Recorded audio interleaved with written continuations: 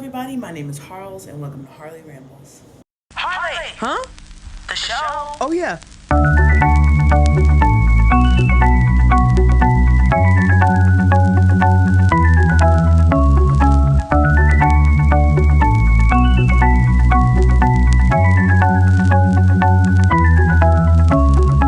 Now in today's video, we will be talking about Luigi Mangione and Brian Thompson.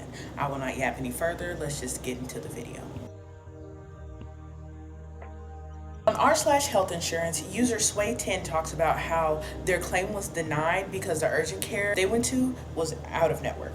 I recently went to an urgent care facility, but before going, I called the member services number on my UHC card to confirm that the facility was in network. I gave not only the name of the place, but the address, and I was told that it was a network.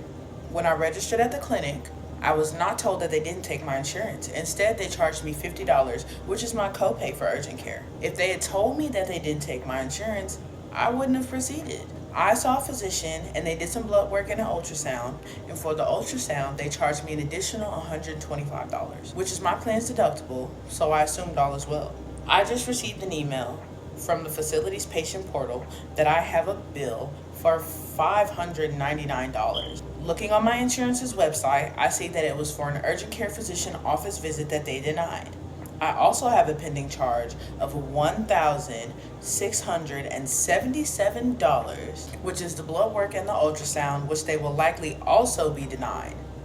The reason stated for the physician office visit being denied is because the facility is out of network. Another user writes, I underwent surgery twice for a very similar spinal condition as Luigi's several years ago. I had experienced some pain, but it was the sudden loss of strength. Jogging became impossible because my knees would buckle with no prior warning, and numbness that sent me to the doctors. I was completely ignorant of the condition because I'd attributed the symptoms to a cold that I was having. Go figure.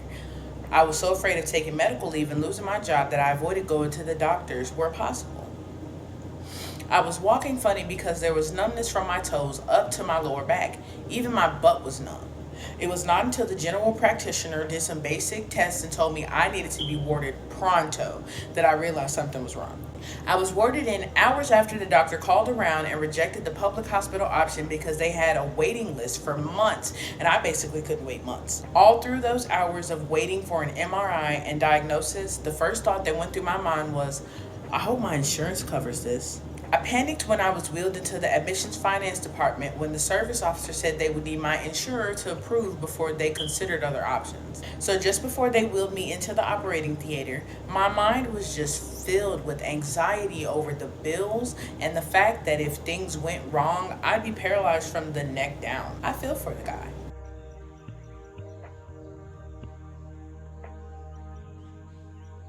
In 2021, at 50 years old, Brian Thompson was named United Healthcare's newest CEO. Brian had previously served as CEO of their company's government programs, including Medicare and retiree coverage, and community and state programs providing Medicaid and other forms of coverage for millions of individuals. It's been said that Brian kept a relatively low profile. Most recently in his role as CEO, Brian's job was to lead growth across the company's global employer, individual, specialty, and government benefits businesses. Brian held many positions during his 20 years at United Healthcare, including being Chief Financial Officer for the company's employer and individual, community and state Medicare, and retirement businesses. He served as the Financial Controller for UHC's employer and individual business and was a director in the company's corporate development division. During an investor meeting in 2023, Brian outlined UHC's shift to value-based care, paying doctors and other caregivers to keep patients healthy rather than focusing on treating them when they're sick. Healthcare should be easier for people, Brian states.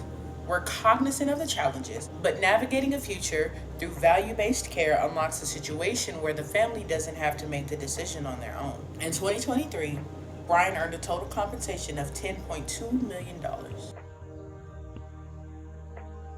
Nicholas Mangione Sr. was born in Little Italy in 1925. It's said that he came from a poor immigrant family. When he got older, He served in the Navy in the South Pacific during World War II before he returned to his Maryland home where he built a series of enterprises. In a 1995 story about him titled Fiery Builder Has a Softer Side, Nicholas Sr. recalled buying the Turf Valley Resort, which was west of Baltimore, in 1978.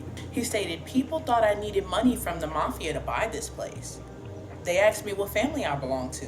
I told them, I belong to the Mangione family, the Mangione family of Baltimore County." In 1988, Turf Valley was said to be at the center of Racism Row when Nicholas Sr.'s nephew, who's now deceased, was recorded using a racial slur. It made local news, but within Baltimore's Italian community, there's a loyalty to Nick Mangione in his memory. Marianne Campanella, a lifelong Little Italy resident, referred to him as an excellent man. Nicholas Mangione Sr., who long ago had moved his expanding family out to the suburbs, passed away in 2008, leaving behind 10 children and 37 grandchildren, including Luigi. Luigi was born May 6, 1998 to his parents Luis and Catherine Mangione. Former classmates at an all-boys private school named Gilman said that Luigi was intelligent. He made mobile apps before going to college, and he participated in clubs including Model UN and robotics. Luigi was an athlete and on the school's wrestling team. Aaron Cranston, a former classmate, said he became friends with Luigi in high school and described him as perhaps the smartest at the elite private school. He was a big believer in the power of technology to change the world. His yearbook page shows him fulfilling his community service requirement at the Maryland nursing home company, Lorien Health Services, which his father was the owner of. After he graduated high school, valedictorian I might add, Luigi attended the University of Pennsylvania, where he majored in computer science. Later, he got his master's in computer and information science. Luigi was also interested in video game development, which led him to fix 300 bugs as an intern for the company Firaxis in the game 6. Those who knew Luigi said that he dealt with significant back pain. He lived in Honolulu for 6 months in a co-living space called Surf Break.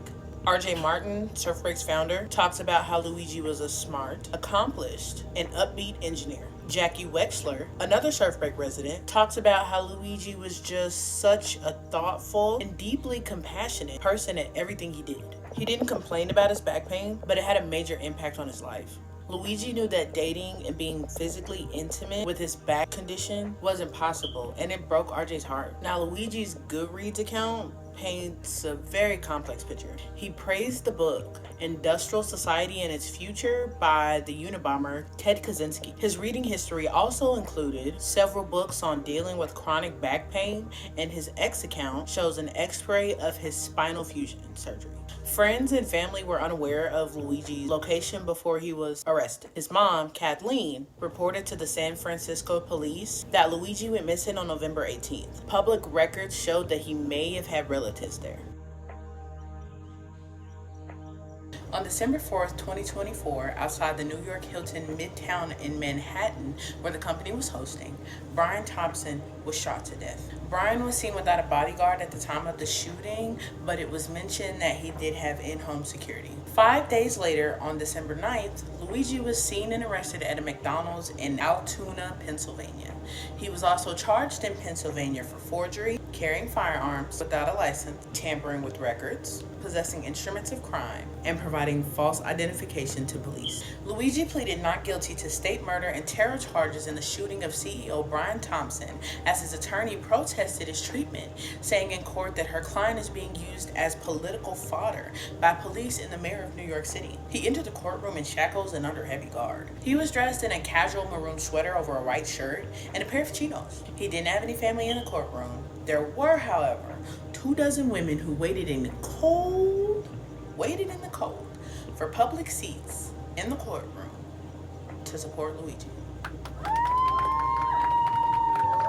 Most of the women wore masks, and a few appeared visibly emotional as Luigi entered the room. One of the women said, "This is a grave injustice, and that's why people are here." Luigi's attorney, Karen Friedman Agnifilo, immediately raised concerns in court that Luigi's rights were being violated and alleged that the case was being politicized. She called out the New York Mayor Eric Adams, saying that I'm very concerned about my client's right to a fair trial in this case. He's being prejudiced by some statements made by public officials. She followed with, he's a young man and he's being treated like a human ping pong ball. She also slammed Luigi's extradition back to Manhattan, calling the massive display of force used in the transfer the biggest staged perp walk she'd ever seen in her career. And she accused the police and the mayor of using Luigi as political fodder. Following the arraignment, Luigi sat at the defense table conferring with Agnifilo and a prison consultant hired to be a part of his legal team. He signed several forms before officers put him back in handcuffs and led him out of the courtroom. Luigi's attorney also said that they're going to fight those charges whether they're state or federal. One of Luigi's next court dates are set for February 21st, 2025. Outside of the Lower Manhattan courthouse, a lot of people in support of Luigi stood chanting, "Free, free Luigi," and "The people united will never go for profit." The supporters held signs reading, "Health over wealth," "In Luigi we trust," and one protester held a sign reading, "United States healthcare stole my livelihood. Prosecute malicious profiteers." A Manhattan grand jury upgraded charges against Luigi to include first-degree murder and furtherance of terrorism. He's also charged in New York with 2 counts of second-degree murder, one of which is charged as killing as an act of terrorism, 2 counts of criminal possession of a weapon in the second degree, 4 counts of criminal possession of a weapon in the third degree, 1 count of criminal possession of a weapon in the fourth degree, and 1 count of criminal possession of a forged instrument in the second degree. He faces a maximum sentence of life in prison without parole if convicted of the state charges. There is a federal case against Luigi as well. One of the charges, murder through use of a firearm, will make Luigi eligible for the death penalty if he's convicted. Both cases are in addition to the charges brought against Luigi in Pennsylvania, where he was arrested and where he faced his charges, including forgery and possession of an unlicensed firearm. Luigi was transported to New York on December 19, 2024, after waiving his right to an extradition hearing that morning in court in Blair County, Pennsylvania. His attorney, Karen, said the theories of the 2 cases appeared to be in conflict, while noting the state case accused Luigi of terrorizing a group of people, while the federal case accused him of stalking an individual. Luigi's next scheduled court date for his federal case is January 18, 2025. Luigi is being held at Brooklyn's Metropolitan Detention Center, which is a federal facility. Since he arrived in New York, Luigi has been in the MDC along with other well-known people like the Diddler, who's facing a buku of sex crime charges, as well as Sam Bankman-Fried, who was convicted of financial fraud in November of 2023. Sam Mangione is a prison consultant currently working with other inmates at MDC. He spoke to People magazine about how Luigi would be spending Christmas. Now, Sam isn't working with Luigi. He spoke based on his familiarity with the prison from his other clients, including Steve Bannon and Peter Navarro. Sam said depending on which section Luigi's being housed in, he could have been lonely on Christmas, like entirely alone. But it wasn't clear if he'd been removed from protective custody for monitoring purposes when they get there. His food being provided through the little sliding window. If he'd been moved to the unit with the high-profile inmates like the Diddler and Bankman-Fried, he'd have been allowed an hour-long Christmas visit with his family. Sam also said that the inmates in this section are typically given a holiday bag from staff, which could include an extra bag of hot chocolate, cinnamon buns, and eggnog. Luigi would also be allowed to hang out with the other inmates in the common area where they can watch sports and play board games. Now, there's a picture of Luigi going around. In the picture, it kind of looks like he went to the bathroom on himself. Somebody on X asked, did he pee himself or are his pants supposed to be that color? The image in question shows Luigi standing in the clothes he was wearing at the time of his arrest. He was later seen in his standard orange jumpsuit. And that is everything that I found, and that's all the updates that I have on Luigi's case. Please feel free to inbox me or message me or tag me in anything that you may find for an update. And yeah, like this video, subscribe. Thank you for being here. Thank you for watching, and I will see you in the next video.